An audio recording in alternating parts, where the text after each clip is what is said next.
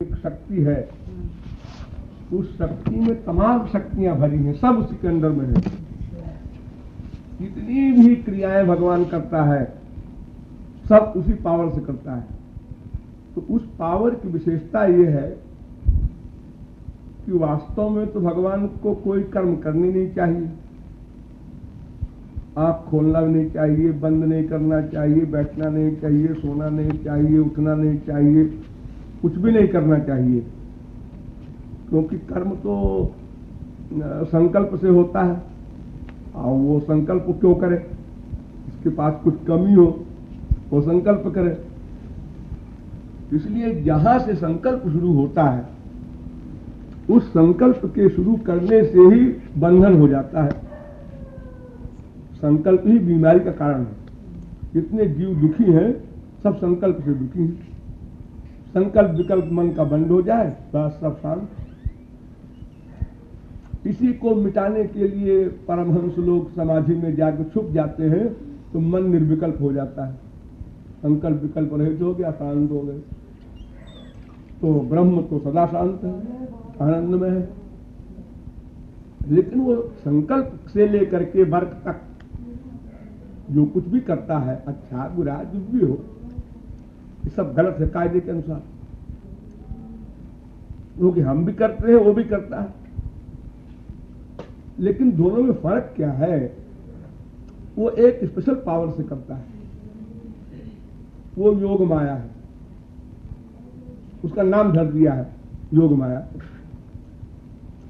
और हम करते हैं जो माया से, वो योग शब्द लगा दिया उसमें, यानी अपनी पर्सनैलिटी में युक्त है और माया का वर्क कर रहा है,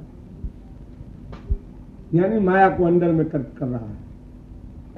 हम माया के अंदर में होकर कर रहे हैं, इतना फर्क है। अब वो योग माया की शक्ति के अनंत भेद हैं, 1 2 4 10 नहीं। उसी में संधिनी शक्ति भी है, उसी में क्रिया शक्ति भी है, ज्ञान शक्ति भी है, आनंद शक्ति, सब उसके अंतर्गत है।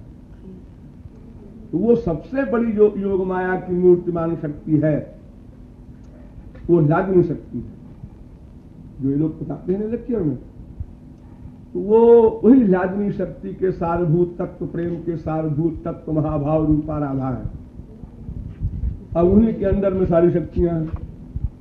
वो चाहे उस सृष्टि करने की शक्ति हो, प्रलय करने की शक्ति हो, कोई वर्क करने की हो, जो भी हो, इतना भी जिसका हल्का हल्का सेंस जीव में है वो अनंत मात्रा का उनके पास है। सेंस सब है जीव में उतना जितना उनके पास है, सारी शक्तियां जीव के पास है, छोटी छोटी लिमिट में।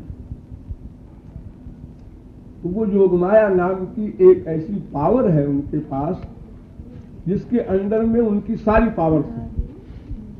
इसका मतलब ये हुआ कि भगवान नाम की पर्सनैलिटी जो कुछ करती है या कर सकती है और सदा आनंद में रहती है, उस सब के ऊपर कंट्रोल करने वाली है योग माया शक्ति। वो मूर्तिमान होकर के राधा बन के आ गई, सीता बन करके आ गई। उसकी एक शक्ति संधिनी शक्ति आ जाए, उसकी एक शक्ति संघारिका शक्ति उसी में से निकल पड़ी, दुर्गा बन गई, सब उसी के अंदर में। इसलिए योग माया शब्द का बड़ा लंबा अर्थ है। इसीलिए भागवत में आधा शब्द नहीं लिखा है, योग माया लिखा है। भगवान पिता रात्रि शरदोत्फुल्ल मल्लिका दीक्षरन्तु मनश्चक्रे योग माया मुपासता। योग माया का अवलंब लेकर भगवान ने रास किया। अब योग माया शब्द का अर्थ एक पंडित ये करता है कि वो पर्सनल पावर को लेकर के, दूसरा अर्थ करता है कि योग माया माने राधा, राधा के आश्रित होकर, सर्वेंट होकर, क्योंकि उस शक्ति के अंडर में है ब्रह्म, इसलिए राधा के अंडर में हो गए श्री कृष्ण। राधे नाम आधार परम धन, राधे नाम आधार जाहि श्याम मुरली महते रत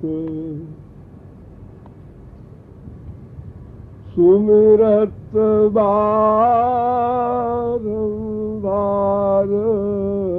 परम धन राधे नाम आधार। कोटिन रूप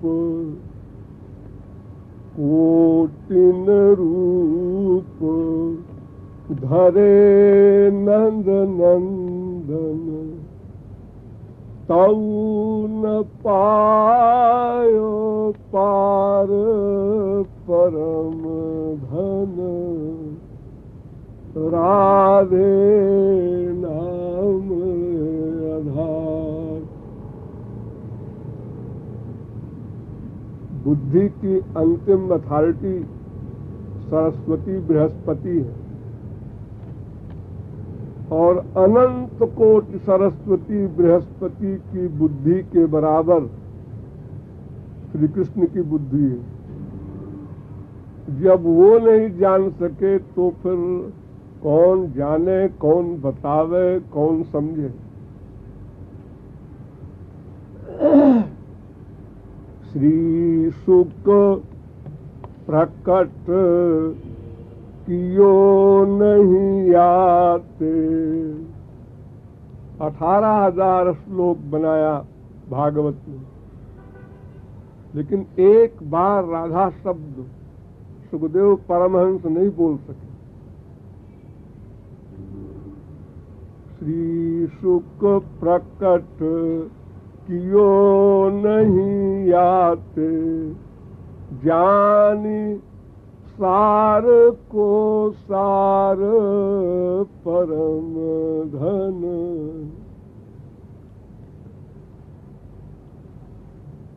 श्री राधा नाम मात्रेण मूर्छा षाण्मासिकी भवेत्। लेकिन साधारण साधक को यही समझना चाहिए कि ये यम राधा यश्च कृष्णो रसाभ्यर देहे नैकः क्रीडनार्थम द्विधा भूत। श्री कृष्ण जो परात्पर तत्व हैं, सुप्रीम पावर हैं, उन्होंने ही अपना 2 स्वरूप धारण कर दिया। एक राधा रूप में हो गए, एक श्री कृष्ण रूप में हो गए। तो ये समझता है कि श्री कृष्ण को समझा जा सकता है, उसके समान कोई नासमझ नहीं हो सकता। बहुत भोला है वो, क्योंकि जब श्री कृष्ण का अंश आत्मा, वो आत्मा को ही जब बुद्धि नहीं समझ सकती, तो आत्मा की आत्मा परमात्मा श्री कृष्ण को आत्मा के अंदर में रहने वाली बुद्धि कैसे समझेगी। ये बुद्धि माइक है, मटीरियल है, त्रिगुण से बनी है और दिव्याति दिव्य भगवान के विषय में इसकी गति ही नहीं विचारी थी। और अगर कोई कहे कि क्या किसी महापुरुष ने जाना ही नहीं, अनंत महापुरुषों ने जाना है, लेकिन बुद्धि से नहीं। इस बुद्धि का सरेंडर किया है, शरणागत हुए हैं, तब भगवत कृपा से भगवत बुद्धि मिली है, तब भगवान को जाना है। भगवान की बड़ी सीधी सी परिभाषा है कि भगवान की आंख से भगवान दिखाई पड़ते हैं, भगवान के कान से भगवान के शब्द सुने जा सकते हैं, भगवान की ही इंद्रिय मन बुद्धि से भगवान ग्राह्य है। तो जब शरणागत पर भगवत कृपा से वो भगवत शक्ति मिलती है इंद्रिय मन बुद्धि में, तभी भगवान को समझा जा सकता है, जाना जा सकता है। उसके पहले यही जानना है कि वो जानने का विषय नहीं, वहां जानने का प्रयास न करो, निरर्थक होगा। इसे 0 में गुणा किया 1 लाख से 1 करोड़ से, क्यों इतनी मेहनत करते हो, परिणाम में 0 आएगा। जैसे छोटा बच्चा, उससे पूछो कार कितनी बड़ी होती है, इतनी बड़ी, और पहाड़ इतना बड़ा, आकाश इतना बड़ा। उसका हाथ जहां तक फैलता है वहीं तक वो बता सकता है। बड़ी से बड़ी वस्तु की लिमिट उसका अपना हाथ। ऐसे ही शब्दों के द्वारा तो संसार की चीज ही गम्य नहीं है। भगवान को छोड़ो।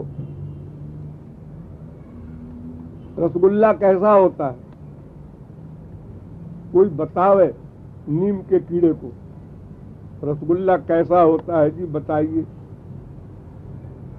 सरस्वती की बुद्धि भी उधार लाइए, फिर भी बताइए। वो कहेगा मीठा होता है।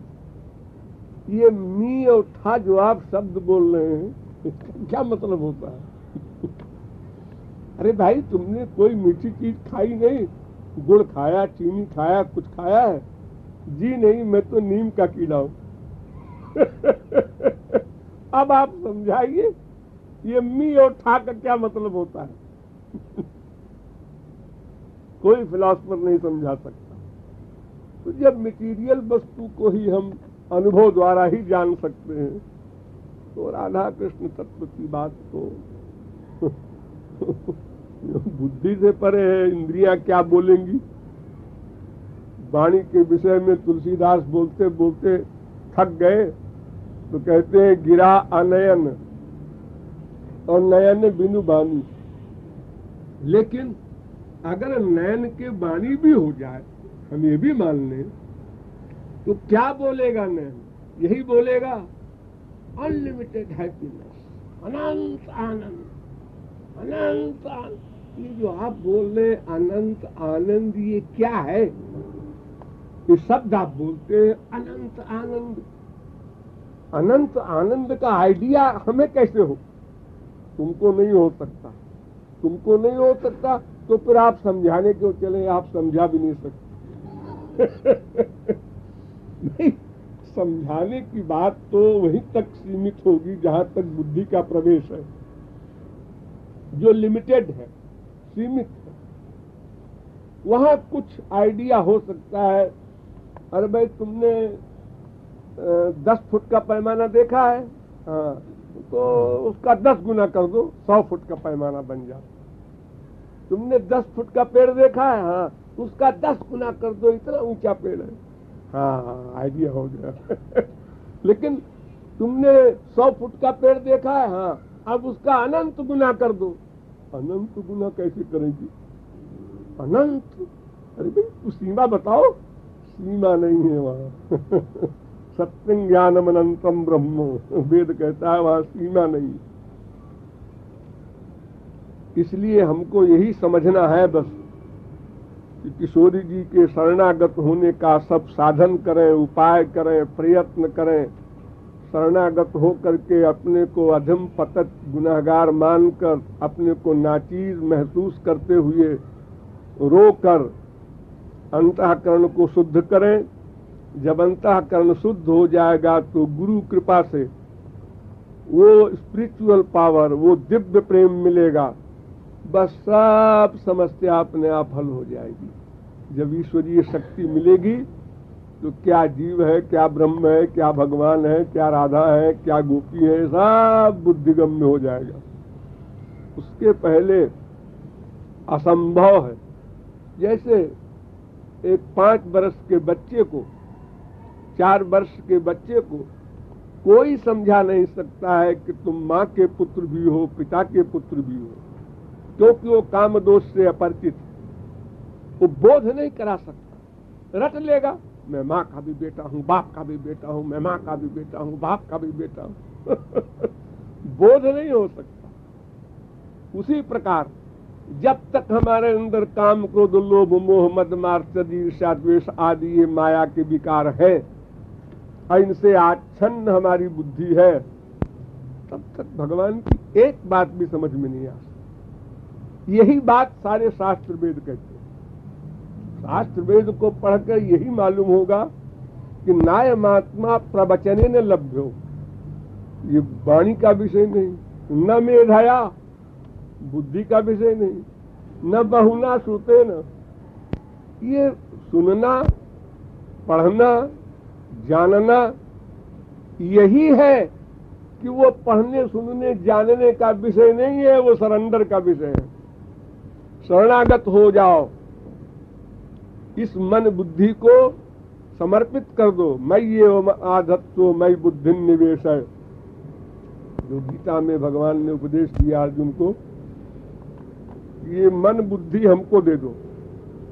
तुम बुद्धि लगा रहे हो अर्जुन, एक तरफ कहते हो मैं शरणागत हूं, शिष्यस्ते हम साधिमाम त्वाम प्रपन्नम, मैं आपके प्रपन्न हूं, शरणागत हूं, शिष्य हूं। अरे भाई तुम शिष्य हो, प्रपन्न हो, तो ये बुद्धि क्यों लगा रहे हो कि इनको मारेंगे तो पाप होगा, तो ये होगा, तो वो होगा। ये लेक्चर हमको दे रहे हो, तुम अपने गुरु को उपदेश कर रहे हो। अरे भाई अगर तुम शिष्य हो तो तुम्हारी एक ड्यूटी है, गुरु ने जो आज्ञा दिया मानो। वाल्मीकि को उनके गुरु ने कहा मरा मरा बोलो जब तक मैं लौट के ना आऊं। कब आएंगे ये नहीं क्वेश्चन करना। बस वाल्मीकि ने एक क्वेश्चन ही नहीं किया, महाराज आप कब लौट के आएंगे तो बता दीजिए।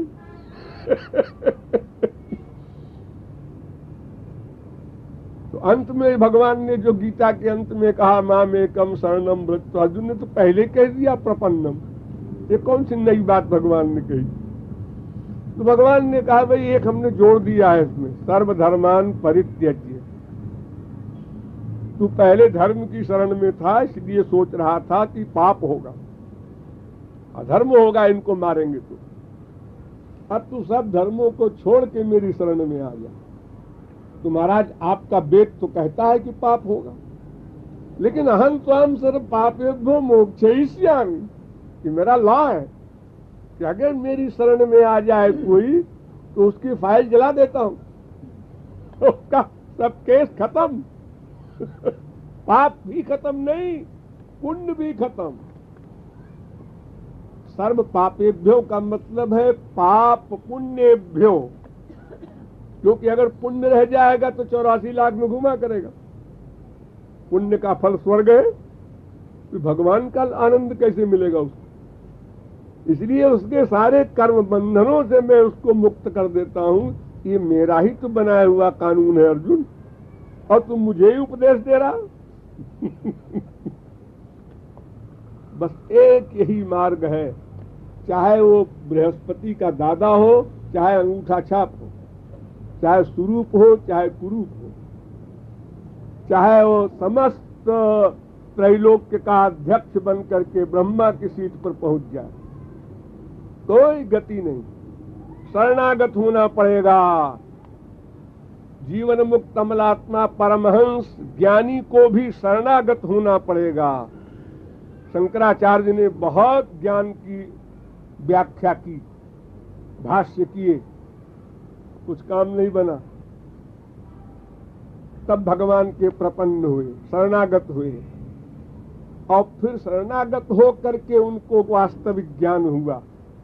तब उन्होंने कहा तदनुग्रहात्, आपकी कृपा से महाराज ज्ञान हुआ। हमने तो बड़ी खोपड़ी लगाई थी लेकिन मैं सफल नहीं हुआ था। क्यों लगाई थी? जब वेद कह रहा है देव प्रसादात, भगवान की कृपा से ही भगवान को जाना जा सकता है, तो क्यों बुद्धि लगाया? ये परिश्रम क्यों करते हो?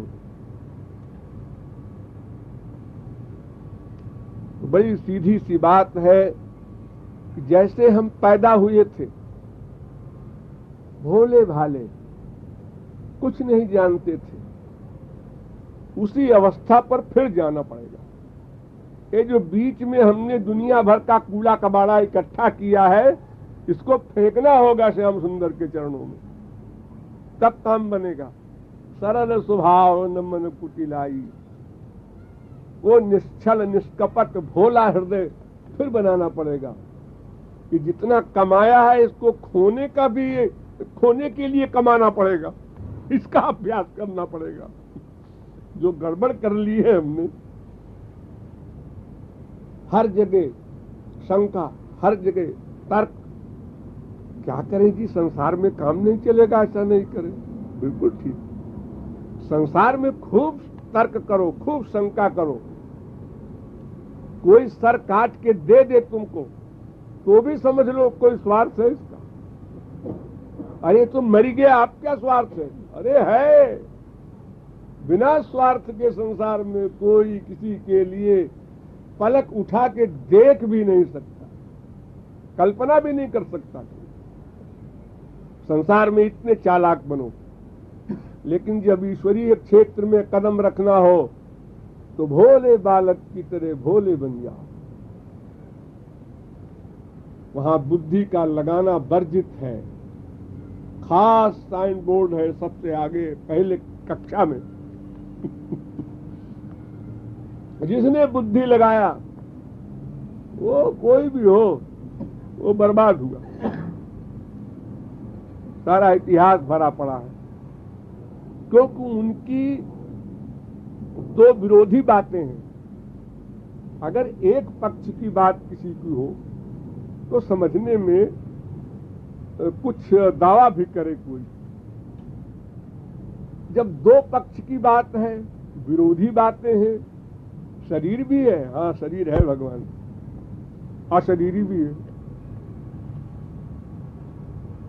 अच्छा, हाँ, खाली उसके आंख है, अच्छा, उसी से देखता है, उसी से सुनता है, उसी से सूंघता है, उसी से रस लेता है, उसी से स्पर्श करता है। अब बिना आंख के भी देखता, सुनता, सूंघता, रस लेता, स्पर्श करता है। अब बुद्धि चकराएगी भागवत में वेद व्यास ने एक बड़ा सुंदर चित्रण किया है कि कर्माण्यनीहस्य भवो भवस्य ते दुर्गाश्रयो थारि भयात् पलायनम कालात्मनो यत् प्रमदायुताश्रय स्वात्मन्रते खिद्यति धीर विदामिह। यह सब आपका स्वरूप देखकर बुद्धि की बुद्धि भी खिन्न हो जाती है, कुंठित हो जाती है। क्या देखते? भगवान की कोई इच्छा नहीं। हाँ, उनको क्या इच्छा होगी? तो आनंद स्वरूप है। अरे जिस पर कृपा कर दे उसकी इच्छा समाप्त हो जाए उनको क्या इच्छा होगी? हाँ, लेकिन कर्म करते हैं। हाँ, कर्म तो करते ही है। पहला कर्म संकल्प किया, सो कामय तो बहुश्याम प्रजा ये वेद कहता है। संकल्प किया,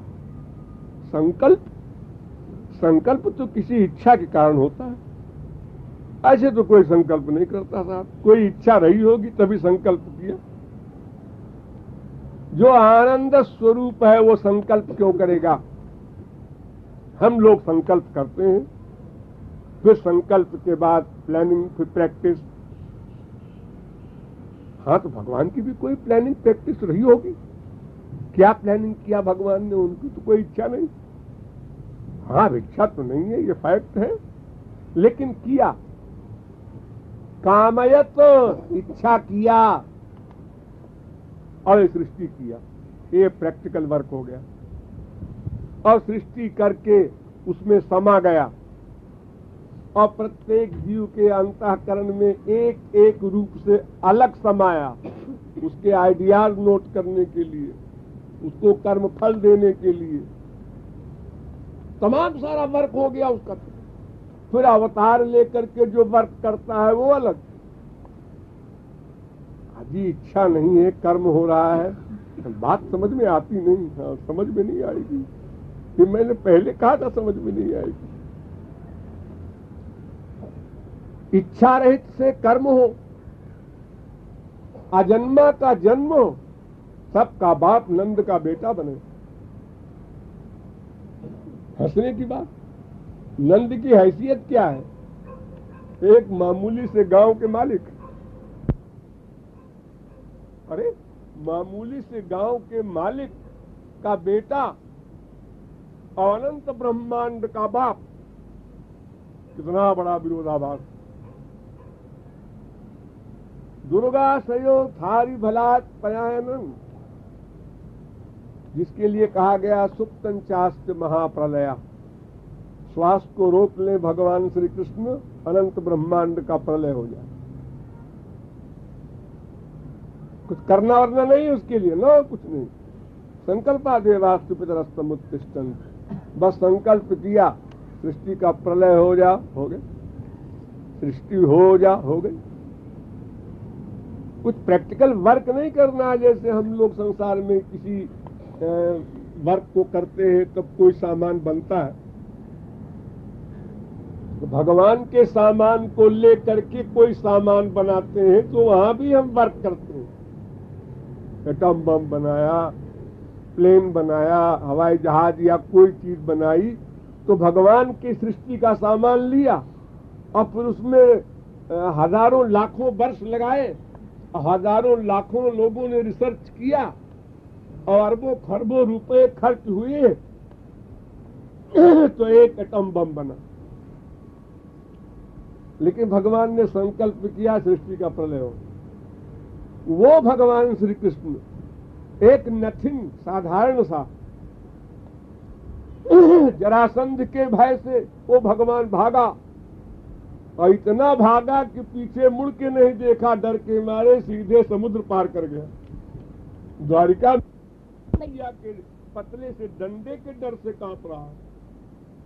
वक्त्रमिनीय भावनया स्थितस्य, सिर नीचे करके शरीर कांप रहा है, आंखों से आंसू बह रहे हैं। ये ब्रह्म, हाँ यही ब्रह्म है। अजी नहीं, इम्पॉसिबल। हम लोग वहां भी थे, लेकिन हम लोगों ने बुद्धि लगाया ये श्री कृष्ण भगवान है। हाँ रो रहे हैं। हाँ वाह, क्या परिभाषा की है आपने भगवान। दुर्भाषा ने हमको बताया था ये भगवान है, तो हम लोगों ने दुर्भाषा का मजाक बनाया कि ये बुढ़ा सटिया गया है। अरे भला भगवान ऐसा होता है? रोटी के लिए रोएगा, मक्खन के लिए रोएगा, उसको भूख प्यास कैसी? सवाल ही नहीं पैदा हो। तो भगवान की दो विरोधाभास बातें हैं, इसलिए वो किसी की बुद्धि में नहीं आ सकती। और फिर अलौकिक है, हम लौकिक हैं, हमारी बुद्धि लौकिक है। लौकिक से अलौकिक कैसे समझ में आएगा? हमारी नॉलेज सीमित है, असीम कैसे पकड़ में आएगा? फिर वो बुद्धि का प्रकाशक है, तो प्रकाशक से प्रकाशित वस्तु अपने प्रकाशक की प्रकाशिका कैसे हो जाएगी? ये मेज कुर्सी लाइट से प्रकाशित हो रही है, अब मेज कुर्सी लाइट को प्रकाशित करे? Unnatural, impossible. इसलिए जितनी भी दिव्य वस्तुएं हैं उनके विषय में हमको शांत हो जाना चाहिए कि बिना शरणागति के, बिना भगवत कृपा के उस तरफ जाने की जरूरत नहीं। बहुत बड़ा साइन बोर्ड लगा है, डेंजर, लाखों पावर का वहां पर बिजली का हिसाब किताब है, उसको छूना खतरनाक है। उधर मत जाना।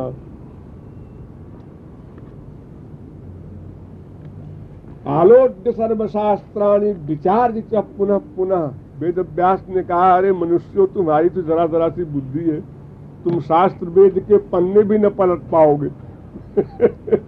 तुम्हारी कैचिंग पावर, तुम्हारी मेमोरी इतनी कमजोर है। मैंने सब शास्त्रों वेदों का अध्ययन किया है, वेद व्यास कहते हैं, खूब मथा है। त्रिनन्वीक्ष मनीषया, 3 बार, और ये निश्चय किया है भगवान की शरण में जाओ, उनकी कृपा प्राप्त करो। वो अकारण करुण है, बस तुम्हारी दीन पुकार सुनकर कृपा कर देंगे। बल लेके अगर तुम गए तो बैरंग वापस लौटोगे, कुछ नहीं मिलेगा। वो अहंकार और भगवान, इन दोनों में बिल्कुल अंधकार और प्रकाश के समान विरोध है।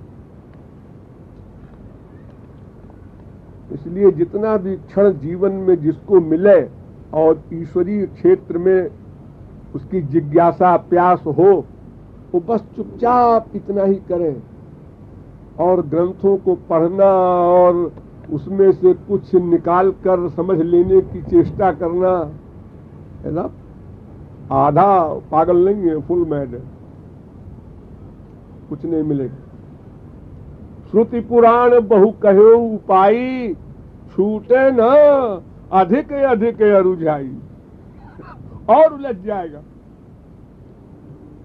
वेदांत कहता है, सांख्य कहता है, न्याय कहता है, मीमांसा कहता है, वैशेषिक दर्शन ये कहता है, ऋग्वेद में लिखा है, यजुर्वेद में लिखा है, सामवेद में लिखा है, भागवत पुराण में लिखा है, शिव पुराण में लिखा है शिव से सृष्टि होती है, ब्रह्म पुराण में लिखा है ब्रह्मा से सृष्टि होती है, विष्णु पुराण में लिखा है विष्णु से सृष्टि होती है। क्या सही है क्या गलत है, मैं तो पागल हो जाऊंगा। क्यों गए खतरे में पागल होने के लिए? हमारे वेद से लेकर रामायण तक हर ग्रंथ कहते हैं मेरे पास मत आओ, मुझको जानने वाले महापुरुष के पास जाओ।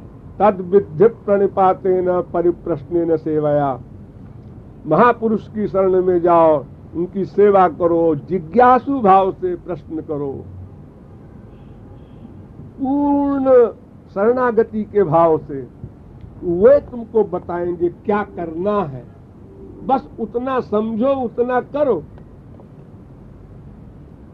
चाहे वेद को देख लो, चाहे गीता को, चाहे भागवत को, चाहे किसी रामायण को, कहीं भी देख लो, सो बिन संतन काहू पाई। और हम लोग केवल अहंकार के कारण किताबों में चक्कर लगाते हैं। लोग आते हैं मेरे पास, महाराज जी गीता में तो ये लिखा है। अरे गीता में क्या लिखा है? अर्जुन के बाद किसने गीता को जाना? वो कितने आदमी हैं? आज गीता की लाखों टीकाएं हैं दुनिया में, और रोज लिखते जा रहे हैं लोग, टीका टिप्पणी करते जा रहे हैं। लेकिन उन लिखने वालों से पूछो कि तुम्हें अर्जुन की तरह ज्ञान हुआ क्या? शरणागत हुए तुम? कृपा प्राप्त किया भगवान की? वो तो नहीं किया। तो क्या पढ़ रहे हो, क्या लिख रहे हो टीका? तुम गीता के मर्मज्ञ हो? अरे गीता का मर्मज्ञ होने का मतलब ये कंप्लीट सरेंडर हो जाए। माम एकम शरणम ब्रज, उसने गीता का अर्थ जान लिया।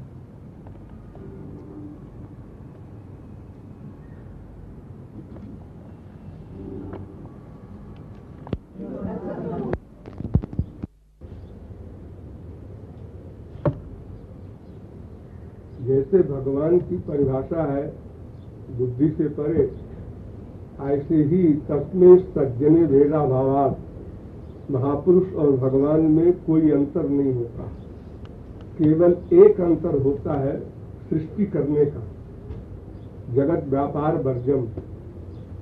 वेदांत ने विचार किया कि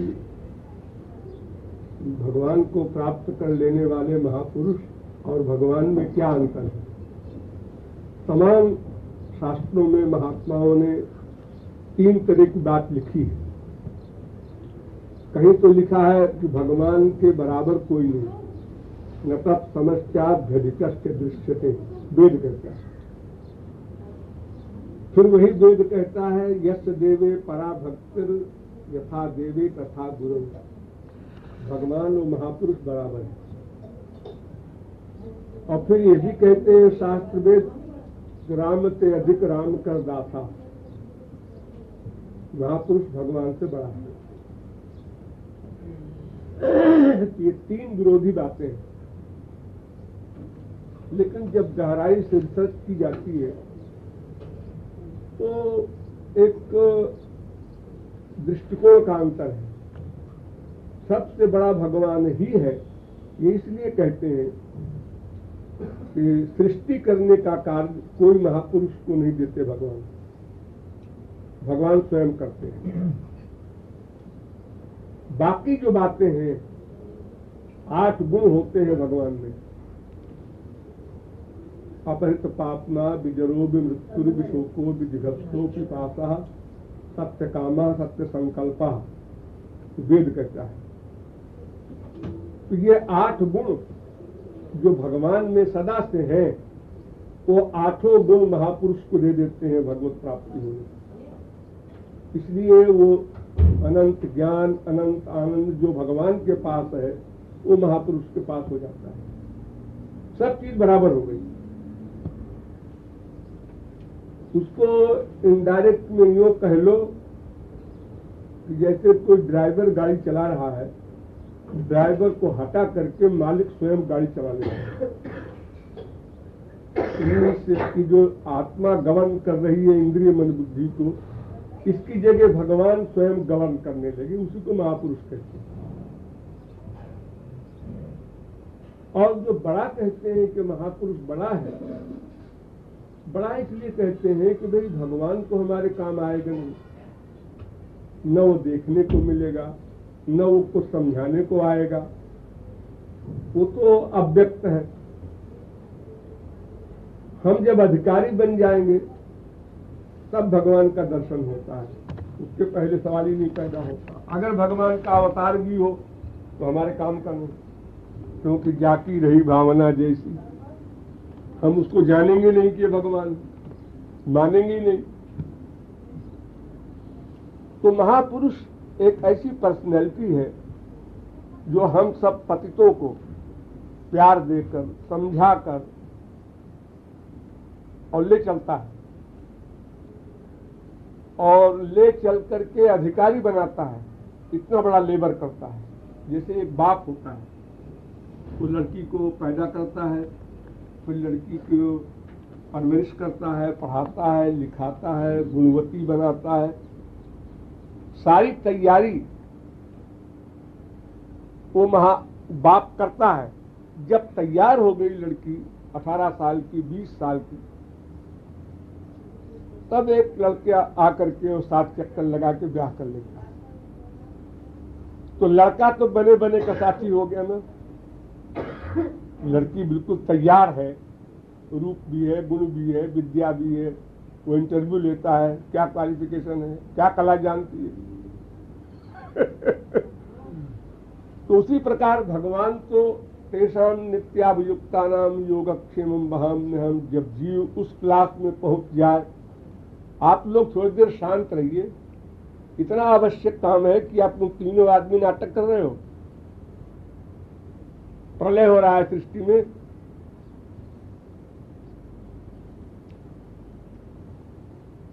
पूरी तैयारी जब हो गई तब भगवान ने कहा हम योगक्षेम वहन करेंगे। लेकिन ये पूरी तैयारी कौन करे? भगवान कहते हैं ये मैं नहीं जानता, ये तुम करके आओ, बीए पास करके आओ, हम लॉ क्लास में दाखिला ले लेंगे। जी ये बीए पास कैसे करें? ये सब महापुरुष से करो। तो जीव कहता है हमारा सारा काम तो महापुरुष ने किया, भगवान ने क्या किया? और जो वो दिव्य प्रेम, दिव्यानंद, वो जो अंतिम चीज मिलती है अधिकारी बनने पर, वो भी गुरु देता है, भगवान नहीं दे सकता। उद्धव को प्रेमानंद दिलाने की विचार हुआ भगवान को कि अधिकारी है, तो स्वयं नहीं दे सके। उनको अंगूठा छाप गोपियों के पास भेजा, जाओ उनको गुरु बनाओ और उनसे प्रेम लो। मैं अपना अधिकार महापुरुषों को दे चुका हूं, वही दान करेंगे। इसलिए शास्त्र वेद कहते हैं या तो भगवान प्लस महापुरुष दोनों को बराबर मानकर दोनों की साथ साथ भक्ति करो। एक सी 100% एक सी, और या तो केवल गुरु की भक्ति कर लो तो भी काम बन जाएगा। कि केवल भगवान की भक्ति नहीं होती, डायरेक्ट कांटेक्ट भगवान से नहीं होता। तो अपने स्वार्थ के दृष्टिकोण से शास्त्रों ने कहा कि महापुरुष बड़ा है, और ज्ञानानंद आदि 8 गुण की दृष्टि से भगवान और महापुरुष बराबर है। और सृष्टि का कार्य एक्स्ट्रा है जो भगवान ही करते हैं, इस दृष्टि से भगवान बड़ा है। इसलिए 3 तरह की बातें शास्त्रों में कही गई हैं। बेचारे पढ़ने वाले कंफ्यूज होते हैं कि भाई ये बात क्या है, भगवान बड़ा है कि महापुरुष बड़ा है कि दोनों बराबर है। तो जब भगवान के लेवल की एक चीज है तो उसको हम बुद्धि से समझ लें या अहंकार युक्त होकर के असंभव।